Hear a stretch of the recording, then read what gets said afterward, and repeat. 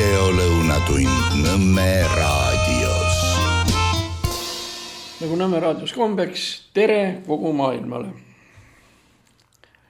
Ja Margus Lepa toimetab seda saadet endist viisi.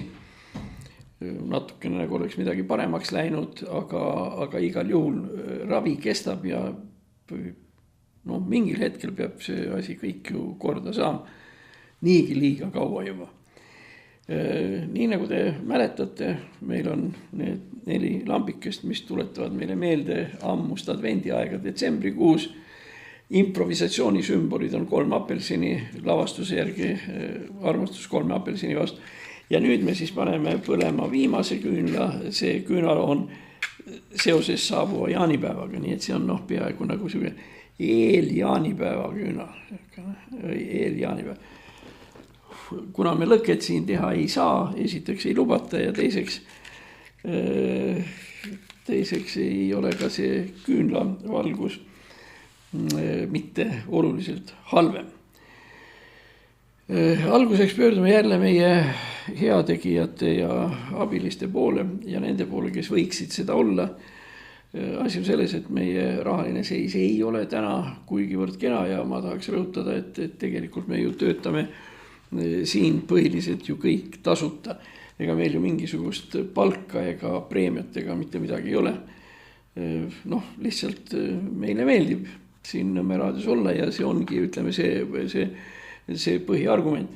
Aga ainult puhta meeldimisega nagu väga kaugele ei sõida, sellepärast ümberringi on materiaalne maailm, mis vajab igasuguseid erinevaid asju, alates rendipindadest, lõpetades selle kaameraga seal vastas 2 monitori, igasugused muud värgid, näiteks Toomust Julla seal on elektritrafo, mis paneb käima need suured valged prožektorid, ilma milleta ei paista inimese nägu korralikult välja, ega too võtab ju ka. Lisaks ei maksa unustada, et issand abiga on meil ju ka Eesti Energia, kes jälgib, et ta saaks nii palju kätte kui vähegi võimalik ja kelle lootus on sellele, et me jäämegi talle igavesti maksma. Küllap jääme, aga ma arvan, et pärast järgmisi valimisi ja järgmist valitsuse koosseisu ehk ometigi tuleb Eesti Energia nii palju mõistusele, et ta ei küsi meie käest alati seda kõige viimast. Nii et kui kellelgi on see võimalus olemas meid toetada, siis palume väga. Võib-olla siis, nagu ma ütlesin, et tähendab 1 viiekast teie rahakotist on ülearu. Ja see viiekas, mis on ülearu, see võiks tulla Nõmme raadio toeks. Aga nüüd siis lähme sellise huvitava teema juurde, mis on nagu üles kerkinud viimase 2-3 nädala jooksul. Ja selle nimeks on Putin ja täpsemini Putini tervis. Putin on rabelenud praegu oma välispoliitilistes asjades nii palju kui vähegi võimalik, näiteks käinud Kasahstanis pärast seda, kui Trump oli seal käinud, lootuses, et Kasahstan ei keera selga Venemaale ja ei lähe täiega ja lõplikult USA alla. Omaette probleem on ju siis ka praegu eelolevad valimised Armeenias, mis on siis 3 päeva pärast, mida Moskva püüab mõjutada nii palju kui vähegi võimalik, sellepärast et valimiste üks selliseid keskseid teemasid on see, kas ei peaks Armeenia mitte välja astuma Euraasia majandusliidust, mida juhib siis Venemaa ja endised Nõukogude osariigid, vabariigid, kes seal olid, Turkmenistan, Tadžikistan, Usbekistan ja nii edasi. Ja on soov Armeeniale nähtavasti ikkagi lõplikult keerata ennast Euroopa poole, mis ei tähenda seda, et Armeeniast saab kohe Euroopa Liidu liige. Asi on selles, et Armeenia tegelikult pole veel isegi liikumist Euroopa Liidu poole, isegi korralikult alustanud, mitte ta võib-olla on alles esimese viiendiku otsa peal või veerandi peal teel Euroopa Liidu poole, aga see, kas põhimõtteliselt pöörata ennast sinna poole või mitte, selle otsustavad eelolevad valimised. Kõige põhiline lugu on see, et Putin on andnud korralduse armeenlastele, kes elavad Venemaal, neid on kuskil ligi 100 000, sõita Armeeniasse tagasi ja hääletada seal euromeelse peaministri Pashinjani vastu. Muide, armeenlasi on tegelikult kogu maailm täis. Kui Armeenias endas elab umbes 2,5–3 miljonit armeenlast, siis tegelikult välismaal igal pool elab üle 10 miljoni. Nii et tegelikult tegemist on ühe maailma kõige suurema diasporaaga ja muidugi siis Putin peaks nii palju mõistusele tulema, et ta saab väga hästi aru, et need armeenlased, kes elavad Lääne-Euroopas, ei ole kunagi valmis hääletama Euroopa Liidu vastu, vaid nad on pigem ikkagi huvitatud sellest, et nende kodumaa Armeenia saaks liikuda Euroopa Liidu poole. Aga kõike seda me näeme eeloleval pühapäeval. Aga nüüd siis Putinist ja tema tervisest ja sõitudest ja värkidest. Ma nüüd hiljuti vaatasin ühte sükst ajakirja, mille nimi on New England Journal of Medicine ehk Uus-Inglismaa meditsiini ajakiri. Mis asi on Uus-Inglismaa? Uus-Inglismaa on kirde USA, Maine'i osarik, Delaware, seal väiksemad ja nii edasi. Ja seal siis kõik need sealsed ülikoolid, Harvard ja kes iganes seal teised, annavad välja sükest ajakirja New England Journal of Medicine. See on paks ajakiri, millest 3/4 on selline range meditsiiniline tekst, millest minusugune aru ei saa. Aga see tagumine veerand on selline populaarteaduslik, see tähendab, ta tegelikult vastab teaduslikkuse kõikidele nõuetele, aga ta on kirjutatud sellises lahendas tekstis, et inimesed saaksid aru, millisest meditsiinilisest probleemist antud juhul ajakirjas juttu on. Nii et ütleme selline populaarteaduslik ots seal taga. Ja nemad nüüd siis hakkasid vaatama natukene uuringuid, mis on tehtud seoses Putini tervisega.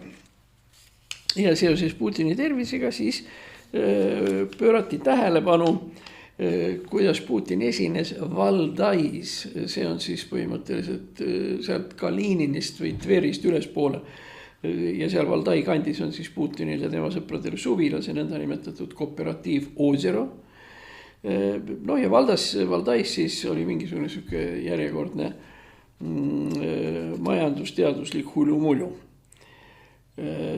Ja seal viibivad arstid, kes vaatasid televiisorist seda või siis otseülekandena, pöörasid tähelepanu järgmisele asjale, et Putin esines seal kõnega, mis kestis 40 minutit.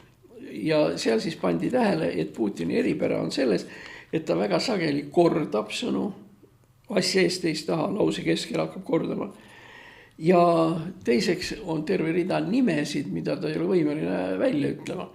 Sealhulgas Tokajevi nimi, kes on Kasahstani president. Muide, kui ta moonutas seda Tokajevi nime, siis esimene reaktsioon, mis rahva hulgas ka oli see, et sellega ta püüab mõnitada Kasahstani presidenti. Umbes, et ma ei tea su nime või su nimi ei oma mingit tähtsust ja nii edasi. Aga tegelikult seis on ikkagi hoopis teine, et ta kõige parema tahtmise juures ei ole võimeline neid Aasia nimesid välja ütlema. Niisiis Valdais, kus ta siis esines, seal siis New England Journal of Medicine, sealsed vaatlejad ja nii edasi, juhtisid tähelepanu sellele, et ta eksis 44 korda. See on siis rohkem, see on põhimõtteliselt kord minutis. Niisiis, ja 44 eksimise korrast 29 korda ta kordas mingisugust ühte sõna või nime. 12 korral pidas ta väga pika pausi, kusjuures mitte lause lõpul, vaid täiesti ebaloomulikes kohtades ja nii edasi. Ja siis 3 korda hääldas mingisuguseid sõnu või eriti teaduslikke, majandusteaduslikke sõnu valesti, nii et 29 korda kordas sõna, 12 korda pikad pausid, 3 korda hääldas valesti. See on siis, ja sellest siis arstid teevad järelduse, et tegemist on mingisuguse väga tõsise probleemiga, et kas see on otseselt neurootiline või neuralgiline mingisugune asjandus või on see midagi muud, nii et, aga huvitav igal juhul. Siis üks asi, kus Putin pani seal ka omadega puusse, oli see, kui ta rääkis, et võt Venemaa on võitnud sellised territooriumid ja sellised territooriumid ja nii edasi. Ja selle võrra Venemaa rikkus kasvab. Ta lihtsalt ei saa aru väga lihtsast asjast, et võidetud territoorium on kulu, mitte tulu. Kulu. Sellisel põhjusel, et kui ta lähekski sinna edasi, siis ta saab ju kätte varemetes linnad, kus puudub infrastruktuur, sageli ei ole veevärki, sageli ei ole gaasi ega mingisugused muid energeetilised, et seda kõik on vaja taastama hakata ja seda tegema hakata. Ja kui nüüd seesama Donetsk peaks kuuluma või Dnepro linn, Mariupol, kõik need suuremad linn, et kui ta saab selle kätte, siis tegelikult see tähendab seda, et Vene riigi eelarve saab endale lisakulutused, kusjuures arvestades eelarvelist seisu, ega seal midagi head nendel territooriumitel üldse ei ole ja nendel kulutused. See muide tuletab mulle meelde seda, et 1993. aastal, kui me viimast korda kohtusime, pooljuhuslikult kohtusime Boris Jeltseniga, kes siis oli president, ja seal tema abi juures, kelle juures ma olin seal, Jeltsen tuli sisse ja muu hulgas tuli jutt sellest, et Eesti tahab Petserit tagasi saada ja Narva taguseid alasid ja nii edasi. Ja Jeltsen ütles fraasi, mis jäi mulle elu lõpuni meelde, ütles, et kui ma tahan Eestit põhja lasta, siis ma annan teile homme Petseri tagasi. Sellepärast, et teie eelarve ei vea välja 44 000 inimesi pensione, tervisekindlustust, töötukindlustust ja nii edasi. Ja te saate endale 44 000 inimest lisaks, keda te peate hakkama üleval pidama. Ja sama asi Narva taga. Nii et ütleme, kui Jeltsin oli tark ja kavalpoiss iga kandi pealt ja teadis, mida uute territooriumite saamine endas võtab, kus juures räägiti ju, jutt oli siis tookord oli ju Petserist, Petserit pole keegi ju surnuks pommitanud. Ega midagi ära lõhkunud, seal on lihtsalt väga vaene kogu see värk. Siis Jeltsin nägi maailma ikka oluliselt rohkem ja paremini, kui seda teeb praegu Putin. Nii, eelmine kord me rääkisime küllaltki pikalt meie lennundusest ja Estonian Airi ja Nordica äralangemisest ja nii edasi. Aga paratamatult see teema tähendab seda, et me peame tagasi tulema ka Rail Balticu juurde. Seda enam, et Lätis meie naabrite ja sõprade juures vahetus hiljuti valitsus ja valitsus võttis selle Rail Balticu teema uuesti nagu korralikult üles ja lahti. Ja Rail Balticu nõukogu esimees ka Lätis Matis Paegle on öelnud, et 2030. aastaks pole Rail Balticu valmimine isegi kuni Riiani 2030 aastani, 4 aastani, pole võimalik isegi teoreetiliselt. Eeldusel, et kõik hanked jooksevad, kõik infrat jooksevad, töömahud on käes ja nii edasi, seda ikkagi on oluliselt liiga vähe. Mis muide tuletab mulle meelde, et meil on niisugune tore rahvakunstnik nagu põllumajandusega tegelev minister ja tema nimi on Terras ja veel suhteliselt hiljuti mingisugusel kohtumisel pärnakatega ta ütles, et varsti hakkab rong Tallinnast Pärnusse sõitma 59 minutiga. Tule taevas appi, kas ikka hakkab. Ja siis kordan, Terras lubas, et rong sõidab 59 minutiga. Lisame siia igasugused muud faktorid juurde. Isegi siuke lihtne asi, et Tallinna ja Pärnu vahel selle raudtee trassi ääres on 10, oletame siis 6-7 peatust. Iga peatus selle vahega, tähendab, kui me räägime, on ju niimoodi, et kõigepealt rong peab kiiruse maha võtma, jääb seisma, inimesed tulevad peale, inimesed lähevad maha ja rong peab edasi sõitma. Tähendab teiste sõnadega, et see 200 kilomeetrine kiirus langeb tegelikult ära, keskmine kiirus sellepärast, et vahepeal jääb rong seisma. Igal juhul see 59 minuti lugu Terrase sõnul on tegelikult ju suisa valetamine. Ma kogemata komistasin niisuguse huvitava asja peale, et Jaapanis kiirrong, mis sõidab kiirusega 280 km/h, juhtus selline asi, et rong jäi hiljaks 39 sekundit. 39 sekundit. Kõigile inimestele, kes olid selles rongis ja kõigile inimestele, kes ootasid perroonil rongi tulekut, maksti piletid välja kuni viimse kopikani ja ootajatele ka.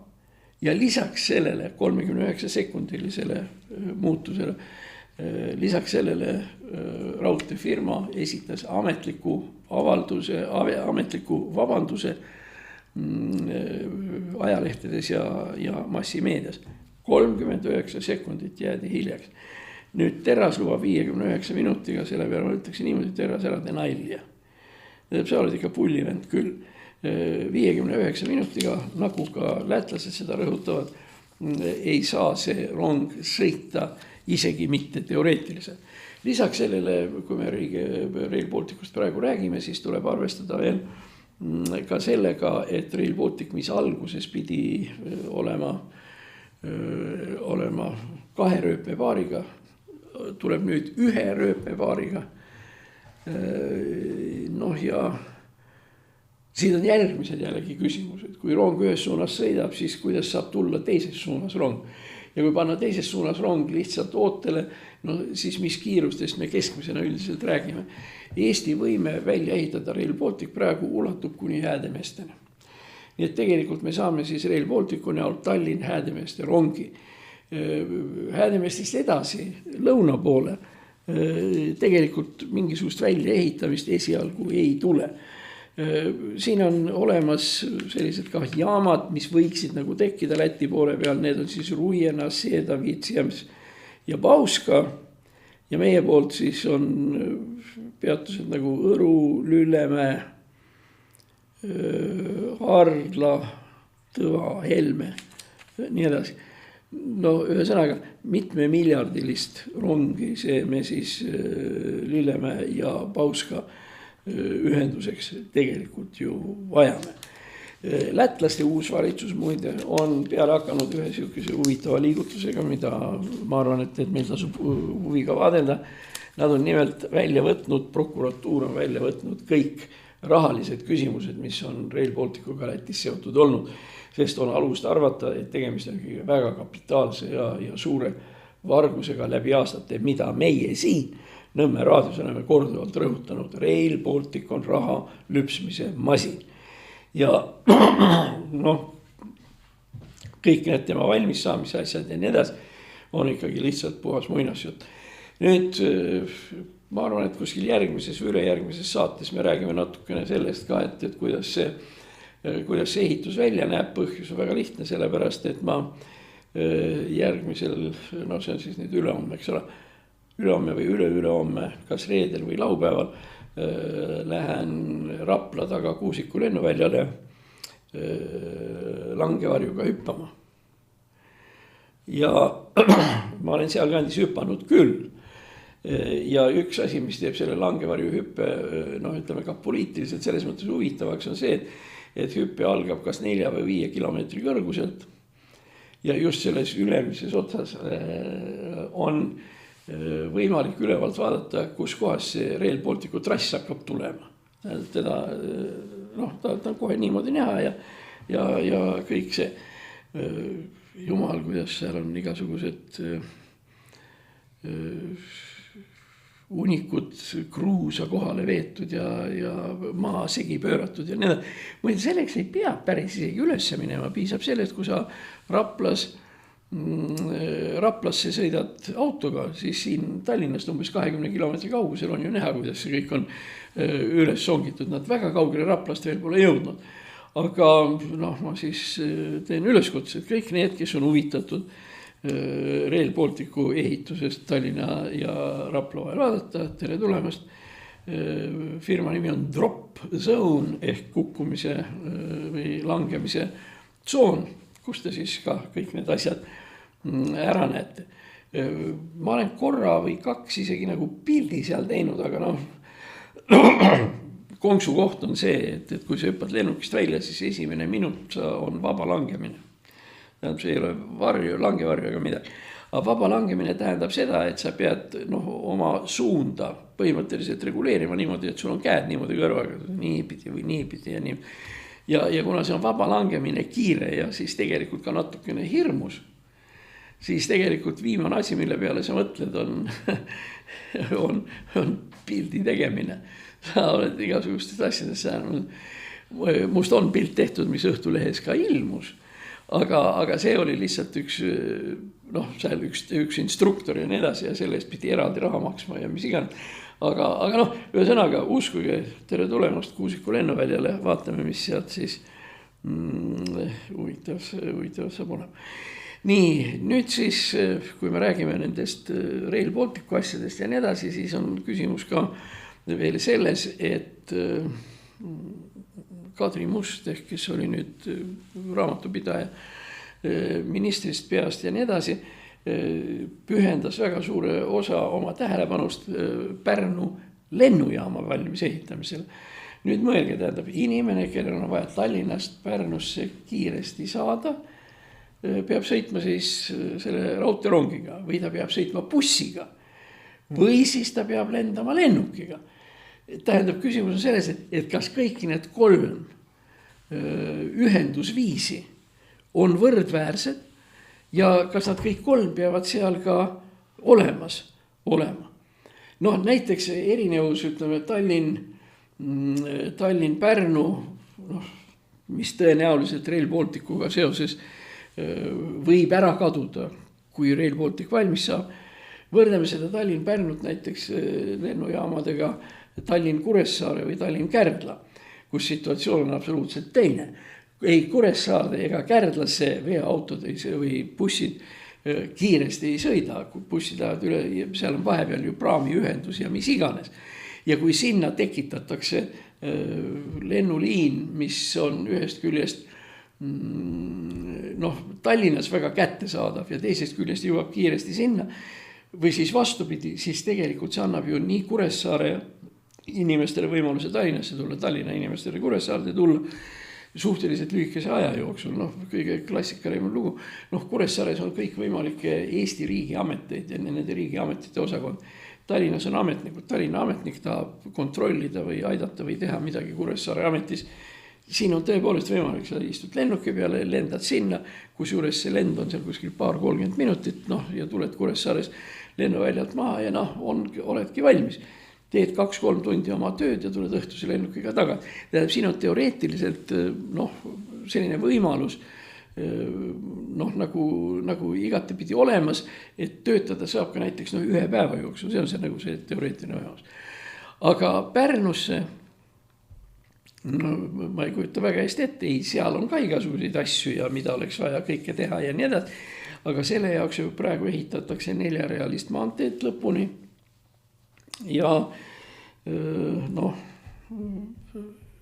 muide, mis rongisse puutub, siis Kadri Musta, Kadri Simsoni üks selliseid saavutusi oli veel see, et ta pidas vajalikuks Rail Balticu ehitamist Pärnusse, aga enne seda katkestas ta rongiühenduse sellise raudteejaamaga nagu Lelle. Ehk teise sõnadega Tallinna isegi praegune Elroni rong ei saa sõita Lellest kaugemale, kusjuures asemele ei tulnud õieti mitte midagi. Tähendab see üks juhus, kusjuures ega siin ole ju ka kuluküsimus. Sinna samma Kuressaarde lendamine, pilet pole ju tasuta ja ega lennuk ei lenda tasuta. Nii et kõik need asjad lõppkokkuvõttes maksavad. Kui me mõtleme näiteks ainuüksi selle peale, mida maksab aviobensiin ehk mida me öelda kerosiin ehk petrool. Nüüd ühesõnaga pütt petrooli Tallinnast Kuressaarde, see peaks ju pileti hinna sisse minema. Õnneks nüüd praegu olukord nii hull ei ole, tähendab riik siiski doteerib seda. Aga ei ole mitte mingisugust vajadust hakata doteerima Tallinn-Pärnu sõite, kus alternatiivid on ju reaalselt olemas. Nii, nüüd siis võib-olla veel natukene aega veel on. Nüüd siis räägiksime ühest niisugusest huvitavast asjast nagu Eesti territooriumi haldusjaotus. Ma arvan, et see on nii minu kui ka Nõmme raadios esinevate tervete sotsiaalsete jõudude ühine seisukoht, et see praegune haldusjaotus läks ikkagi üldiselt vastu taevast. Ja juba varem me oleme rääkinud ja võime seda korrata veel kord, et praegune Eesti Vabariigi territoorium jaguneb tegelikult 2 territooriumiks. Ühest küljest on siis Põhja-Eesti ehk tõepoolest Eestimaa ja teine on siis Paidest allapoole, mis on Liivimaa. Kusjuures need 2 asja ühendati kokku alles 2000. aasta paiku seoses sellega, et oli vaja tõmmata joon Läti ja Eesti Vabariigi vahel. Tõmmati see joon nii, et Valga läks nagu pooleks ja mis tähendas seda, et Lõuna-Liivimaa, see on siis Valgast kuni Riiani ja Põhja-Liivimaa, see on siis Valgast üles kuni Paideni, lõhuti ära ja läks pooleks. See, et Põhja-Eesti ja üldse Eestimaa ja Liivimaa on 2 ise asja ajalooliselt olnud. See võib näiteid olla mitu ja palju. Hakkame sellest peale, et kuidas kirikuteenistusi peetakse. Jumalateenistused Luteri kirikus Põhja-Eestis on kirikuõpetajad on valges sellises türbis, mille nimi on Alba. See on see sama, millest tuleneb tegelikult ka nimi Albion ehk valge või Albino, valgevereline inimene, Alba. Ja siis siia peale käib siis niisugune vöömoodi või niisugune lai niisugune värk, erinevat värvi erinevatel aegadel, mille nimi on Stola. Ühel juhul on ta roheline, teisel juhul on ta valge, kolmandal on nii, aga see on juba liturgia küsimus, mis meid käesoleval hetkel ei huvita. Lõuna pool kannavad üldiselt kirikuõpetajad musta talaari, musta riietust. Talaar. Huvitav on see, et talaar ei ole seotud otseselt kiriku liturgiaga, kui me ütleme, et Alba ja Stola ja nii edasi, et see on kiriku liturgia või ametiteenistuse ja ametitunnuse märk ja nii edasi, siis must talaar ei ole seotud ei teenistuse ei millegi muuga. Must talaar tuleb ei kuskilt mujalt kui ülikoolist. Ja must talaar tähendab tegelikult teadusliku kraadi olemasolu. See on doktorikraadi, ülikooli see talaar, mida siis teaduste doktor, kes on siis teoloogia doktor, kes peab jumalateenistusi, ta kannab siis ka oma seda oma musta asjandust. Seal on veel üks asi juures, on võib-olla olete ka tähele pannud, on sellised valged asjandused nagu sellised. Nende nimi on lõkad. Nii et tegelikult ainus selline kaunistus, mis seal selle juurde käib, on siis valged lõkad. See on esimene vahe. Teine vahe on see, et kui te vaatate kirikutorni tippudesse, siis te näete, et Lõuna-Eestis ja Kesk-Eestis on kirikutornis põhiliselt kukk. Võtame näited Viljandi, Pärnu, Elisabethi kirikus ja Tartu Maarja kirikus ja nii edasi. Ja siin Tallinna pool on siis rist. Rist on siis Eestimaa sümbol, kukk on siis Lõuna-Eesti ja Liivimaa sümbol. Kui te panete nüüd siia kõrvale veel ka sellise asja nagu näiteks kas või loodus,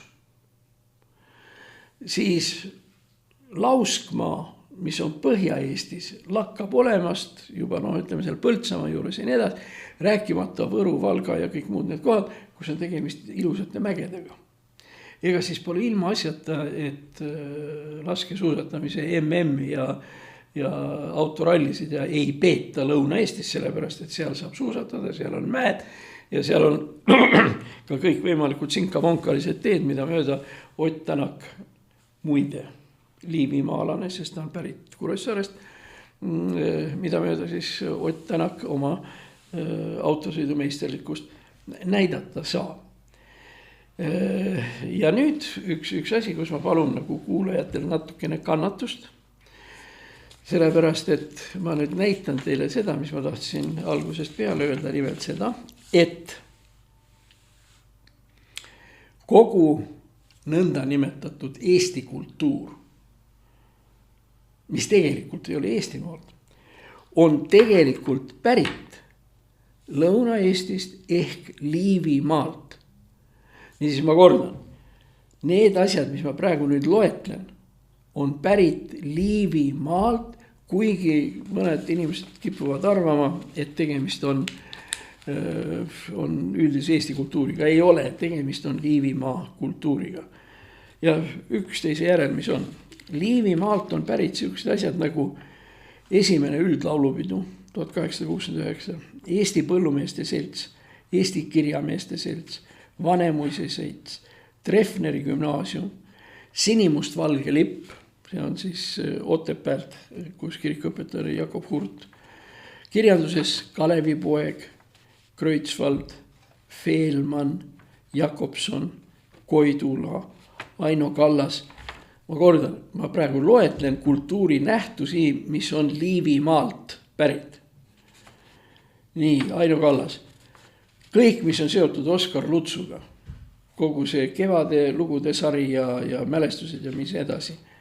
Juhan Liiv Alatskivilt, Friedeberg Douglas Tartust, Artur Atson Võrumaalt, Marie Under, ei mäleta kohta, Gustav Suits Tartust, Noor Eesti, Arbujad, Betty Alver, August Kitsberg, Otto Wilhelm Maasing, Äksi kirikuõpetaja, Kristjan Jaak Peterson, Hugo Raudsepp, näite kirjanik Mikko Märdi.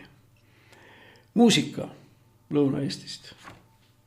Kaasaegsematest variantidest Alo Mattiisen Jõgevalt, aga siis ka Eduard Tubin, Heino Eller, Miina Härma, kes muide on kirjutanud kõige populaarsema Eesti tantsu Tuljak, David Otto Virkhaus, esimene Eesti pasunakoori rajaja, siis Alfred Winters, kes on kirjutanud Viljandi Paadimehe, mis on objektiivselt tegelikult see õige nimi on Kaujas Laimjaks ehk Kauja Paadimees, aga sealt siis.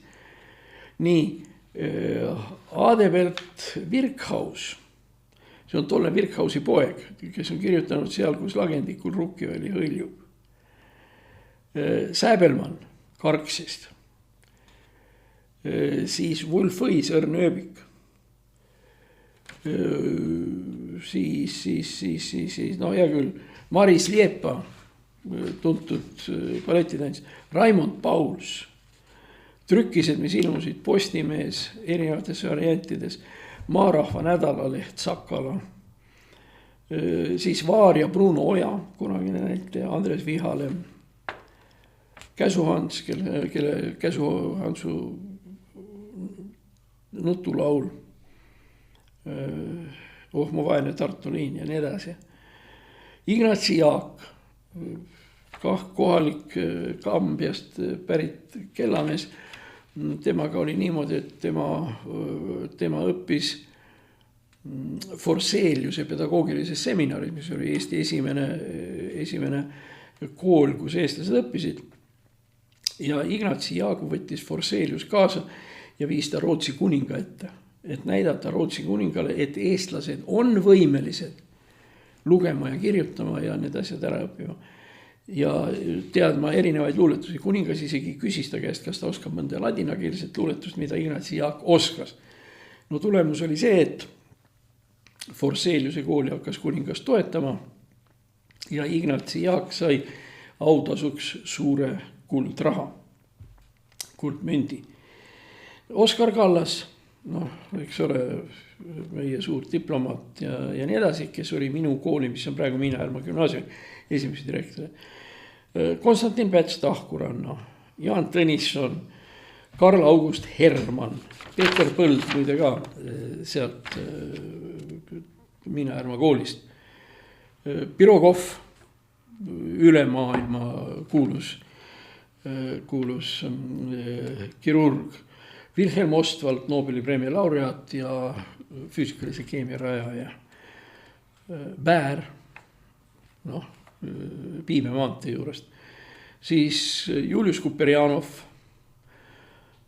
Soots, Nikolai Reek, kirjanikest Hella Vulijogi ja paneme siia mõned sportlased ka, siis Andrus Värnik, odaviske maailmameister, Erki Nool, 10-võistluse maailmameister ja kes veel vanast ajast mäletab, Avo Pikkus, jalgrattasõitja. Siis mul eraldi kogemata ma kirjutasin siia veel juurde Aleksandri kool, mis on Põltsamaal. Aleksandri kool, jah. See peakski nüüd enam-vähem olema. Jah, lauludest ma ütlesin Virkhaus ja Säbelmann. Üks on siis Mul meelen kuldne kodukotus ja teine on Seal, kus lagendikul Rukkiväni hõljub ja Wolf Õis on siis Õrnöövik. Nii, oli ju nimekiri, kas ei? Minu arvates siin on ikka nimesid küll rohkem kui üks. Ja pidage meeles, et tegemist on nende inimestega, kes on pärit Liivimaalt. Ainult sealt. Ja nüüd tekib küsimus, aga kes Eestimaalt pärit on? Paar inimest siiski on. Esiteks võib-olla Eestimaalt on pärit Arvo Pärt. Kuigi ka siin on see küsimus nii ja naa, ta on seotud Rakverega ja Rakvere oli kord Liivimaal ja kord Eestimaal. Nii et mis pidi sa seda siis ka võtad. Ja see oli Siiversite pärusmõis oli seal lähedal ja Rakvere territoorium kuulus tegelikult Siiversi omandite hulka, millest on Jaan Kross kirjutanud romaani Rakvere romaan. Aga okei, see jääb siis eestlastele. Siis eestlastele võiks jääda Eduard Bornhöhe, kelle osas meil on küsimused. Kas ta ikka oli Eestimaa mees? Sel lihtsal põhjusel, et kui me mõtleme sellise teose peale nagu Viimne reliikvia ja esitame endale mõned väga elementaarsed küsimused. Küsimus number 1, peategelane on vürst Gabriel, küsimus, kus riigis olid vürstid? See on väga hea küsimus. Nii. Siis võt seal see koht, kus Rispiter ratsutab ja satub Gabrieli peale ja küsib ta käest, et kes sa oled? Ja Gabriel vastab, on vaba mees. Selle peale ma ütleks niimoodi, kes sai feodaalses ühiskonnas olla vaba mees? Ega naljalt ikkagi, neid juhtus, aga neid oli väga vähe. Sellest küll olid talupojad, küll olid pärisolised talupojad, vabad mehed ja nii edasi. Ja see nüüd vastab, et ma olen vaba mees ja hakkab kohe otse tüli norima. Tähendab teiste sõnadega, positiivne kangelane on siis Vene vürst Gabriel, kelle kohta muide minu seda filmi näinud üks minu vene sõber kunagi ütles, et tegelikult võiks ju teada seda, et vürst Gabriel on sisuliselt Vene tsaari resident ja residentuuri juht Eesti territooriumil. Vaadake, kes tal seal on, kõik Siimud ja mis iganes, kes olid objektiivselt võttes igatepidi sakslaste vastased. Nii et ühesõnaga Bornhöhe on kirjutanud ülistuslaulu venelastele. Muide, mis aeg see oli? See aeg oli 1598, ma kardan. Võime pärast kontrollida.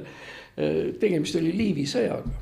Ja Liivi sõda oli ühelt poolt siis tõesti Liivimaa ja teiselt poolt siis Ivan Julm,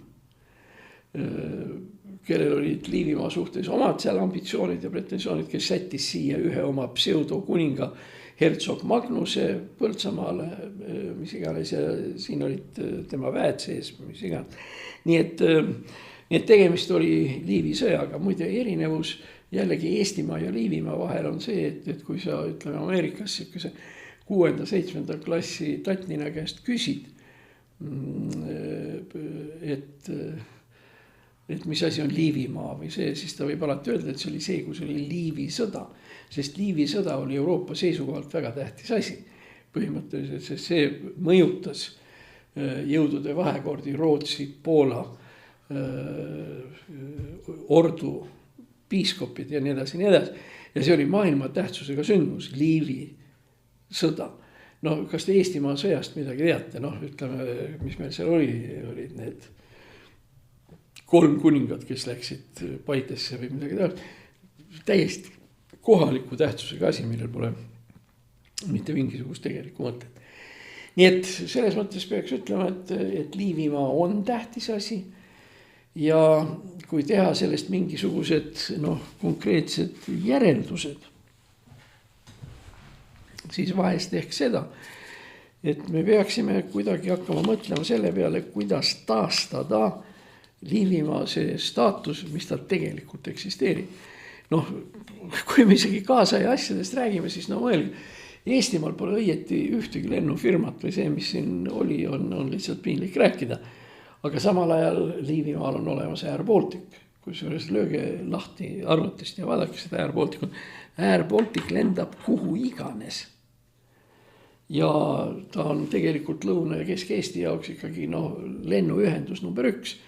Ja kui te vaatate neid kõikvõimalikke tehaseid ja tootjaid, küll Tartu ümber mitmed tehased ja vabrikud, Elvas kõikvõimalikud tehased ja vabrikud ja nii edasi. Kui me juba Saaremaast räägime, alles hiljuti, oli nende suur näitus Workboats International. Need on need, mis teevad alumiiniumist igasuguseid laevu, alates piirivalvekaatritest ja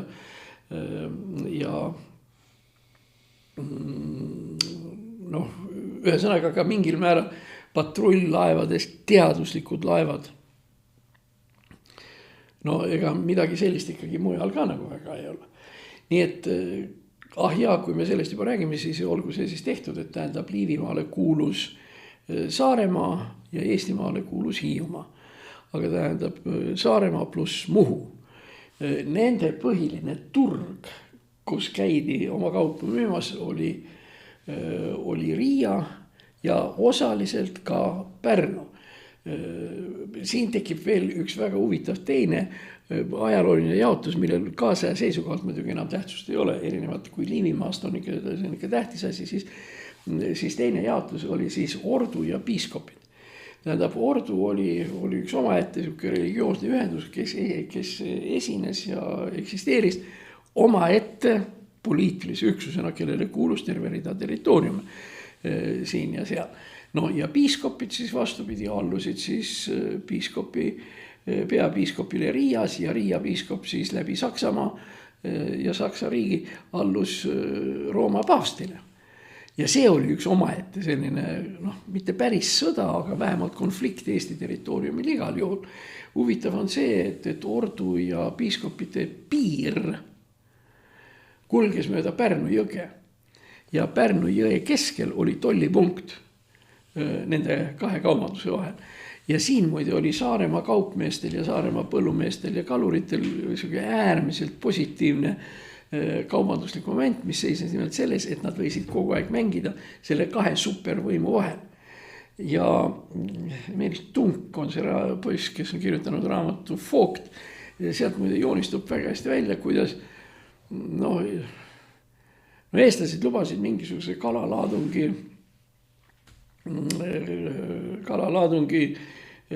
piiskopile Pärnu jõel. Aga selgus, et ordu andis parema hinna ja eestlased poole tee peal keerasid vasakule ja müüsid selle hoopis mis ei iseloomusta eestlasi kui väga õilisaid ja ausaid kaupmehi. Küll aga iseloomustab see seda, et milline see jaotus Eestis siis tol korral oli ja eksisteeris. Ma räägin seda sellepärast, et ma arvan, et tegelikult üks ülipositiivne moment oleks see, kui meil õnnestuks mingilgi määral taastada Liivimaa ise olemine ja nii nagu see ajalooliselt tegelikult olema peab. Ja kõik need vabrikud ja mida ma siin eespool nimetasin, me juba oleme nagu osalised seal, aga tegelikult ikkagi väga palju Lõuna-Eestis ja Kesk-Eestis toodetud kaupu veetakse välja ikkagi läbi Riia sadama, mis teeb muide lisaks kõigele selle veoga odavamaks, sest kui ütleme sa Muuga juurest, sa lähed sealt ülevalt ringiga ja Haapsalu juurest ja ei tea veel, kuidas pidi sinna alla, siis Riia juurest lähed sa Euroopasse otse. Kusjuures Riia sadam on äärmiselt efektiivne, väga kaupmehe sõbralik ja mida iganes. Seda ideed, et võt selle Liivimaa taastamisega, tead, ega 10 aastat tagasi või 15 aastat tagasi keegi selle Liivimaa peale nii väga ei mõelnud. Noh, oli ajalugu, me oleme kõik õppinud, midagi oleme teadnud ja nii edasi. Aga nüüd me jõuame ringiga tagasi meie saate alguse juurde. Nimelt Liivimaa taastamine või eksisteerimine iseseisva majandusüksusena ja nii edasi on suures osas tingitud sellest, et on tekkinud Rail Baltic. Sest ei maksa unustada, et Rail Baltic läbi Pärnu, millest me rääkisime, tähendab seda, et ta jätab täielikult ilma igasuguse toetuseta Tartu, Võru, Jõgeva ja kõik need kand. Lõppkokkuvõttes, kas sa sõidad Tartust Pärnusse 200 kilomeetrit, kus juures see tee ei ole 4-realine, see on ikkagi põhimõtteliselt küllalt. Kas sa sõidad Pärnusse, variant 1, või variant 2, sa sõidad Tallinnasse. Vahemaa on üks ja see sama, ainult selle vahega, et Tallinnast on tee, läheb kaugemal. Ja võt see oli kadunud Hardo Aasmäe, kes kunagi, kellega me koos kunagi seda Rail Balticu asja arutasime ja siis polnud veel ei projekt valmis ega midagi, siis Aasmäe nagu kuidagi muuhulgas ütles, et siin on 2 varianti läbi Pärnu või Tartu ja et läbi Pärnu on see täiesti jabur ja läbi Tartu oleks see kasulik kõikidele. Muide, ega siin on ju ka lätlased ja leedukad igavesti kavalad. Nemad on ikkagi teinud niimoodi, et see raudtee, mis peaks minema siis läbi Riia, sealt läheb väike haru paremale, kilomeetrit 10, ma arvan, aga ka suure kiirusega nii edasi, mis viib Riia lennujaama. Ja leedukad on siis oma Vilniuse kõrvale ehitanud haru, mis viib Kaunasesse. Ehk teiste sõnadega, nemad on Rail Balticuga lahendanud oma kohalikke regionaalprobleeme, mida Eesti teinud ei ole. Meil ongi see Pärnu, Häädemeeste ja Mutt ja sellest mitte midagi ei tule. Samas kui ütleme, raudteeühendus Tartu-Riia omab küll väga suurt tähtsust ja oleks omanud Rail Balticu jaoks tähtsust, sest kui me nüüd mõtleme selle peale, et võt siit sõites on Riia lennujaam Riiast valel pool. Me ei saa lennujaama kuidagi kiiresti. Variant 1 on see, sa sõidad läbi kesklinna, seal kus on see ausamas 3 tärniga ja see Vabaduse plats ja Vabaduse sees, sa saad sealt sõita, riskides kukkuda tippkoormuse aegadesse. Ja ajad. Kui sa õhtupoole sõidad, siis sa saad tippkoormuse endal kuskil kella 4-5 ajal, eks ole. Ja kui sa hommikul sõidad, sa saad tippkoormuse 8-10 ja 8-11. Ja see virutab sulle, ütleme, ma väidan, et peaaegu tippkoormuse, see paneb sulle tunni otsa nagu laksu. Ja teine variant on see, et sa sõidad Riiast mööda. Kui sa siit sõidad, siis sa sõidad siit vasakule, küllaltki pikk ümbersõidutee, mis kulgeb Riia hüdroelektrijaama juurde ja seal on niisugune pikk sild üle, mille sa sõidad. Aga see vanab sulle veel 40-50 kilomeetrit otsa. Nii et kudapidi sa siit Tartu juurest Riia lennujaamaga ei sõida, ikka on paha. Variant. Riiga tuleb tagada raudteeühendus ja kus juures kiire raudteeühendus Tartu ja Riia lennujaama vahel. Ja võt siis hakkab see asi kuidagi mängima. Ja see on seda enam vajalik, et nagu me rõhutasime, Eestis normaalseid lennufirmasid praegu ei ole. On mingisugused vennad, kes sõidavad seal kuskil 2 Rootsi küla vahel või siis bussijaama või bussipeatuse ja kiriku vahet või midagi taolist. Ja see ongi siis ühesõnaga kõik, mis meie lennundust ja neid asju puudutab. Nii, nüüd me oleme rääkinud Putini tervisest, Rail Balticust ja Liivimaast. Ma arvan, et seda on tänaseks juba piisavalt palju. Väljas on loodetavasti ka homme või homme eriti ilus ilm. Ei jää muud üle, kui soovida head lähenevat jaanipäeva, aga me vist enne seda veel korra saame kokku, et siis vaatame, kuidas see asi minema hakkab. Ma tuletaksin veel kord meelde, et meil on teatavad probleemid. Püha jumal, miks teatavad? Ikkagi täiesti selgelt nähtavad probleemid rahastusega selleks, et meil see business siin edasi käiks ja meil ei ole kuskilt mujalt seda raha küsida kui teie käest. Sel lihtsal põhjusel, et meie siin poole peal ei teeni mitte sentigi, mis aga ei tähenda, nagu te olete tähele pannud, mis aga ei tähenda, et me ei tahaks teha häid saateid. Ma loodan, et tänane saade kuulub sinna hulka, selle heade saadete hulka ja siis nädala pärast siis näeme ja las suvi läheb edasi. Suve sümboliks on niisugune särgikene, mille ma Itaaliast tõin, puhas lina, jõle hästi hingab läbi ja peaks olema niisugune Hawaii kraadede särgi moodi. Okei, aitäh nägemist.